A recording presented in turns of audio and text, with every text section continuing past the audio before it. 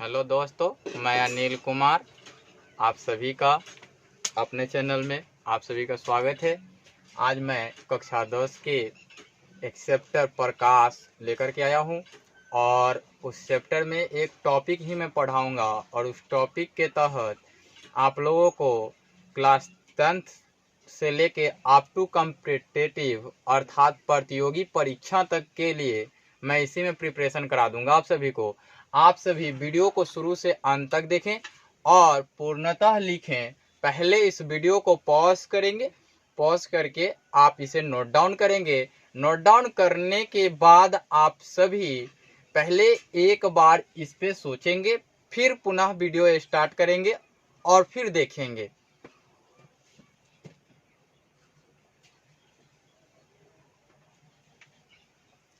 उम्मीद करता हूं कि आप लोगों ने पॉज करके उतार लिया होगा, लिख लिया होगा, नोट डाउन कर लिया होगा। तो आप सभी को मैंने जैसे बताया कि पूरे कॉम्पिटिटिव लेवल तक मैं इस टॉपिक के तहत आपको करा दूंगा। इससे बाहर एक भी प्रश्न नहीं जाएंगे। 10th क्लास के बच्चों के लिए जहां तक सीमित होगा वहां मैं बॉर्डर लगा दूंगा, आप सभी वहां तक रुक जाएं। बाकी सभी अगर पढ़ना चाहें तो उनके लिए उससे बेहतर क्या हो सकता है कि पूरे कॉम्पिटिटिव लेवल अंदर 10 तक ही पूरे कॉम्पिटिटिव में आते हैं। आप जितने भी सिविल सर्विसेज परीक्षाओं की तैयारी करेंगे वो 10th लेवल तक ही आते हैं।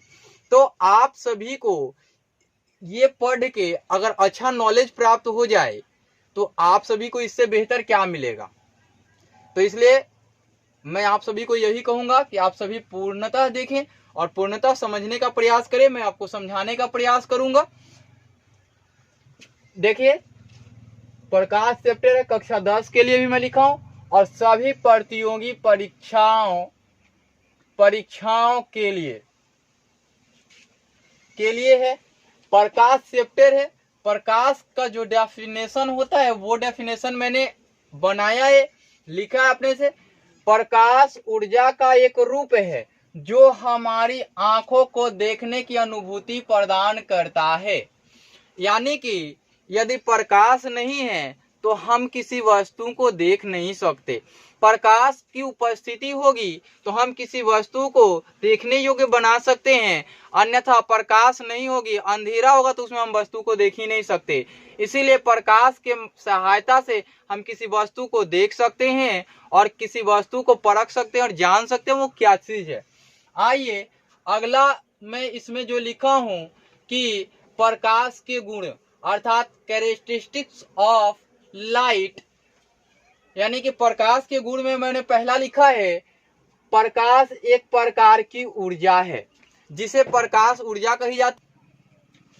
आपने देखा कि प्रकाश ऊर्जा का एक रूप है, यानी कि ऊर्जा प्रकाश ऊर्जा होती है और जल ऊर्जा होती है, विद्युत ऊर्जा होती है, बहुत सारी ऊर्जाएं के प्रकार होते हैं।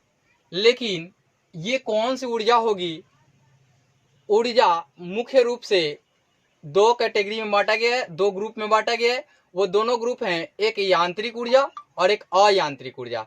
तो आप इसे पहले थिंक करेंगे, पहले सोचेंगे इस पर और तब करेंगे कि यह कौन सी ऊर्जा होगी। तो इस ऊर्जा का प्रकार होगा अयांत्रिक ऊर्जा। अयांत्रिक ऊर्जा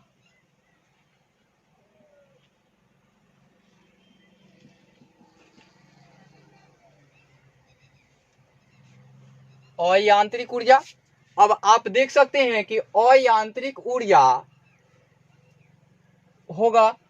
उसके बाद प्रकाश ऊर्जा का एक रूप है। तो प्रकाश ऊर्जा किस रूप में संचरित होती हैं, ये क्वेश्चन बनेंगे। तो क्वेश्चन बनेंगे तो वो क्वेश्चन का मैं सीरीज भी लेके आऊंगा। पहले ये टॉपिक वाइज पढ़ लें। ये एक फोटोन के रूप में संचरित होते हैं। किस रूप में?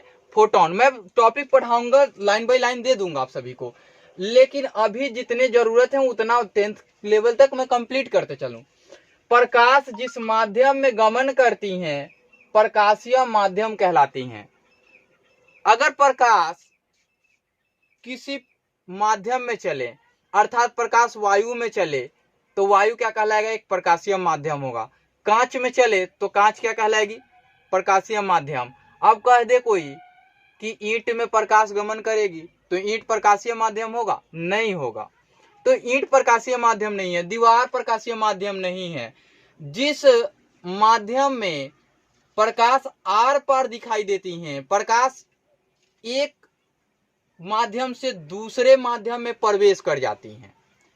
जब प्रकाश किरणें एक माध्यम से दूसरे माध्यम में प्रवेश कर जाएं तो वो प्रकाशीय माध्यम होंगे, अन्यथा वो प्रकाशीय माध्यम नहीं होंगे। जैसे ईंट में प्रकाश नहीं गमन करेगी, लेकिन वायु में प्रकाश तो गमन करेगी एक स्थान से दूसरे स्थान तक। उसके बाद प्रकाश निर्वात तथा द्रव्यात्मक माध्यम में भी गमन करती है। द्रव्यात्मक माध्यम क्या होता है? द्रव्य यानी पदार्थ होता है, तो पदार्थ वाली माध्यम में भी और निर्वात में भी। अब कह दिया जाए कि निर्वात किसको बोलते हैं भाई, तो निर्वात यानी कि शून्य में प्रकाश की चाल, निर्वात यानी शून्य में प्रकाश की चाल। तो शून्य में प्रकाश की चाल तो आप सभी जानते हैं 3 × 10⁸ मीटर पर सेकेंड होता है, 3 × 10⁵ किलोमीटर पर सेकेंड होता है, 1.08 × 10⁹ किलोमीटर पर आवर होता है। ये सभी मैं बताऊंगा आप सभी को, इसका कैलकुलेशन भी बताऊंगा कैसे आता है, वो सभी मैं पढ़ाऊंगा आप सभी को। पहले ऑथेंटिक पढ़े, लाइन बाई लाइन पढ़ लें। द्रव्यात्मक माध्यम क्या होता है? द्रव्यात्मक माध्यम का मतलब होता है कि वह स्थान छेकती हो, स्थान घेरती हो, ये केमिस्ट्री से रिलेटेड है, और उसमें वजन हो, वह दबाव डालती हो, जिन्हें हम छू सकते हैं, स्पर्श कर सकते हैं, जिसे अनुभव कर सकते हैं। क्या कहलाती हैं? पदार्थ कहलाती हैं या द्रव्य कहलाती हैं। और वही चीज द्रव्यात्मक माध्यम में क्या होंगी? द्रव्यात्मक माध्यम अपवाद के लिए अपारदर्शी को छोड़ के, है ना, तो इसमें अपवाद क्या होंगे? अपवाद अपारदर्शी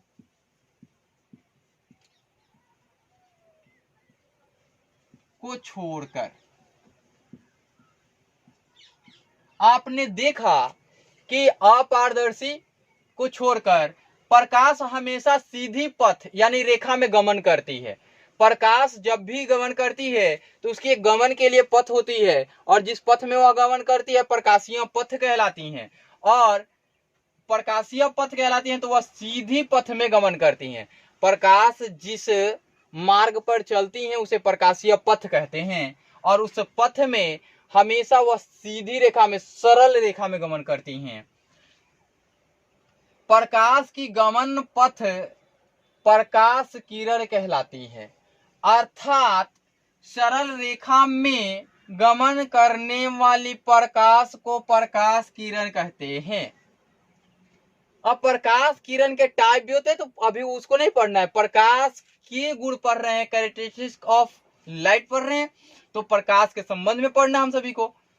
यहां तक उम्मीद करता हूं कि आप सभी को समझ में आया होगा।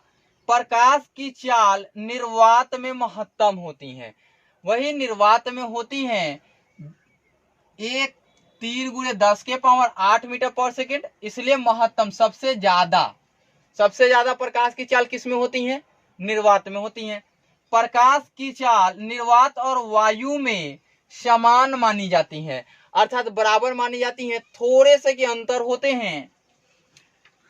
प्रकाश की चाल निर्वात या वायु में 3 × 10⁸ मीटर पर सेकेंड, या 3 × 10⁵ किलोमीटर पर सेकेंड, या 1.08 × 10⁹ किलोमीटर पर आवर होता है।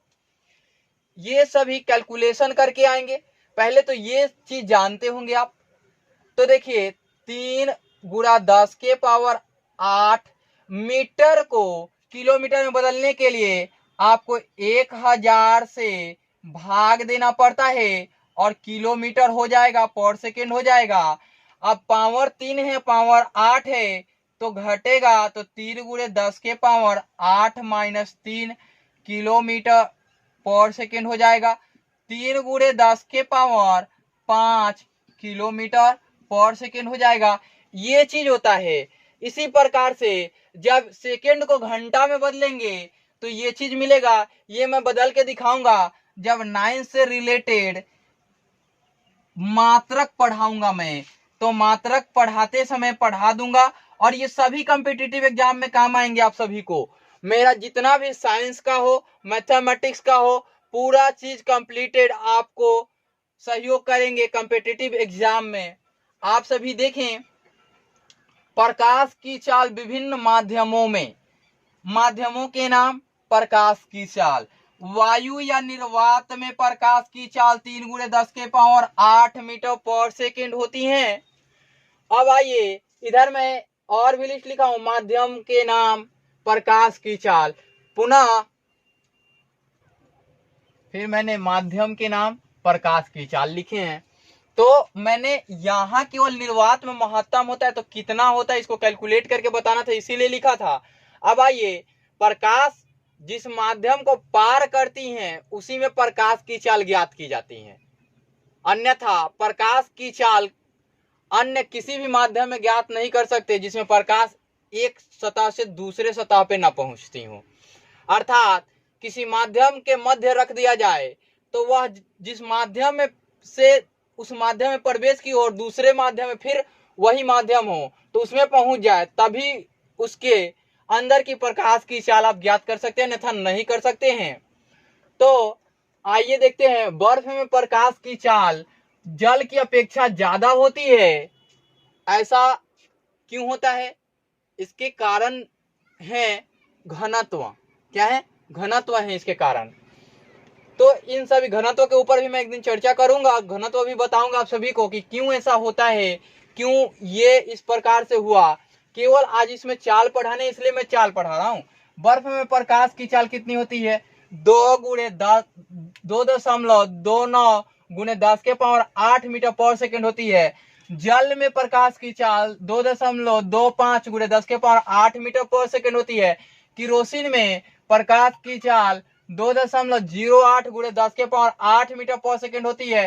तारपीन में प्रकाश की चाल 2.04 × 10⁸ मीटर पर सेकेंड होती है। कांच में प्रकाश की चाल 2 × 10⁸ मीटर पर सेकेंड होती है। बेंजीन में भी प्रकाश की चाल 2 × 10⁸ मीटर पर सेकेंड होती है। क्राउन कांच में प्रकाश की चाल 1.97 × 10⁸ मीटर पर सेकेंड होती है। अब आप ये नहीं सोचिएगा कि सर एक चीज तो 2.2 वाला पार्ट इसके पहले, इन दोनों के पहले, कांच के पहले लिखा जाना चाहिए था, इनके पहले भी लिखा जाना चाहिए था। क्यों भाई? ये 0.8 यहां से यहां 2 है तो इसके पहले लिखा जाना चाहिए था अल्कोहल का, लेकिन मैंने नहीं लिखा। क्यों? मैंने इसलिए नहीं लिखा कि अल्कोहल हिंदी में भी वही चीज होता है और अंग्रेजी में भी वही चीज होता है। मतलब कि अंग्रेजी में भी अल्कोहल पढ़ते हैं और हिंदी में भी अल्कोहल पढ़ते हैं। उसी प्रकार से इसके आगे मैंने जितना भी लिखा है वो सभी Canada blossom, rock salt, carbon disulphide, dense flint glass और रूबी और सैफर और डायमंड हीरा, ये सभी चीजें यूज में ला जाते हैं। इसलिए मैंने इंग्लिश वाले के लिए स्टार्ट किया, प्रारंभ किया, जो ज्यादातर यूज में आते हैं। तो अल्कोहल के लिए कितना होता है? 2.2 × 10⁸ मीटर पर सेकेंड। कनाडा ब्लॉसम के लिए 1.96 × 10⁸ मीटर पर सेकेंड। रॉक साल्ट के लिए 1.95 × 10⁸ मीटर पर सेकेंड। रॉक साल्ट के लिए एक काफी इंपॉर्टेंट चीज होता है कि यहाँ तो विजिबल होगा, मैं बता दूं, यहाँ होता है 1.94805 इसी 8 को मैंने एक मान के इसमें जोड़ लिया है और इस पे रेकरिंग आता है, बार आता है, यानी कि पुनः यह रिपीट होता है, यानी कि ये रिपीटेड डेसिमल है, रेकरिंग डेसिमल है ये, है ना। तो आप सभी देख सकते हैं कि इसको मैंने कितना लिखा है, 1.95 क्यों लिखा, ये चीज आप लोग समझ चुके होंगे। कार्बन डाइसल्फाइड के लिए 1.84 × 10⁸ मीटर पर सेकंड होता है। उसके बाद ये आपने देखा, फिर डेंस फ्लिंट ग्लास के लिए 1.82 होता है। आपको मैं बता दूं, डेंस फ्लिंट कांच के लिए 1.81 पर रेकरिंग होता है, यानी कि फिर 8 एक आएगा, इसीलिए मैंने 8 को एक मान के इसमें जोड़ दिया। इसीलिए 8-2 हो गया। रूबी का 1.75 गुणे 10 के पावर 8 मीटर पर सेकेंड। सैफर का क्या होता है 1.69 गुणे 10 के पावर 8 मीटर पर सेकेंड। डायमंड का कितना होता है 1.23 गुणे 10 के पावर 8 मीटर पर सेकेंड प्रकाश की चाल है। इसी प्रकार से जब मैं अपवर्तनांक बताऊंगा तो अपवर्तनांक भी इसी से रिलेटेड करके इसी प्रकार से मैं लिस्ट दे दूंगा आप सभी को और पढ़ा दूंगा। प्रकाश की वेग की गणना यानी प्रकाश की चाल की गणना सर्वप्रथम रोमर नामक वैज्ञानिक ने की थी। रोमर ने की थी। किसने की थी? रोमर ने की थी। क्या नाम था जिसने सबसे पहले प्रकाश की चाल को मापा? उनका नाम था रोमर। क्या नाम था? रोमर। प्रकाशीय पथ के मध्य कोई अपारदर्शी पिंड आ जाती है तो छाया का निर्माण होता है। आप सपोज करो कि आप एक टॉर्च जलाए और उसके प्रकाशीय पथ के मध्य आप टॉर्च जलाओगे, ये मैं मिटा दूं, आप टॉर्च जलाओगे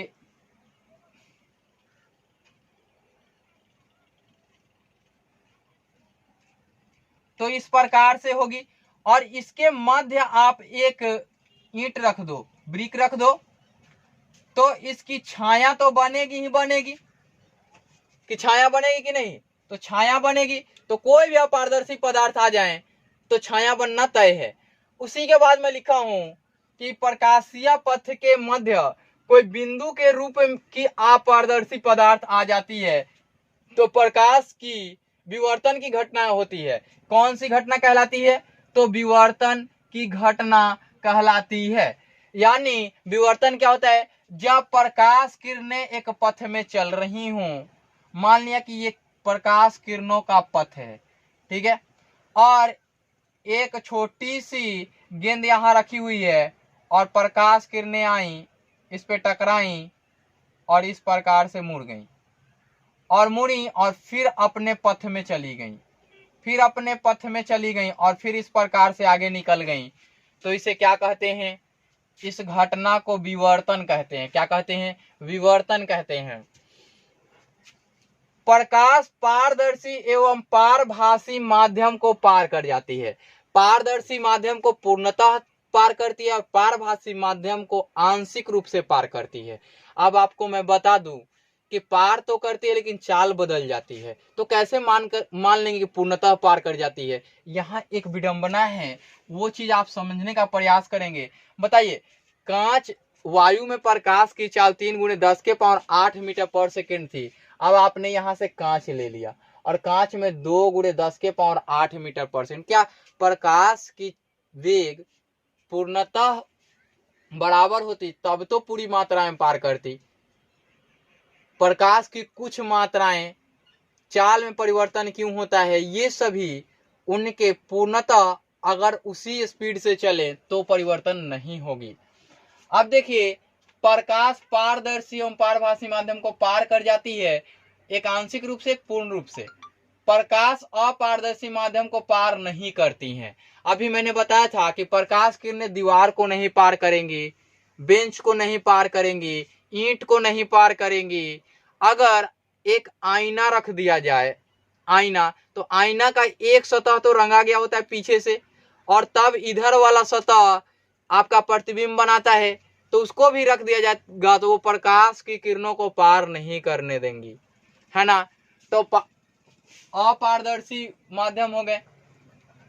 अपारदर्शी माध्यम से प्रकाश का परावर्तन होता है, अर्थात प्रकाश किरणें अपारदर्शी माध्यम से टकराएंगी तो परावर्तित होकर पुनः उसी माध्यम में लौट जाएंगी जिस माध्यम से प्रकाश किरणें गई थी। पारदर्शी माध्यम से प्रकाश का अपवर्तन होता है, अर्थात प्रकाश एक माध्यम से दूसरे माध्यम में गमन करती हैं तो अपने पथ से मुड़ती हैं और इस घटना को प्रकाश का अपवर्तन कहा जाता है।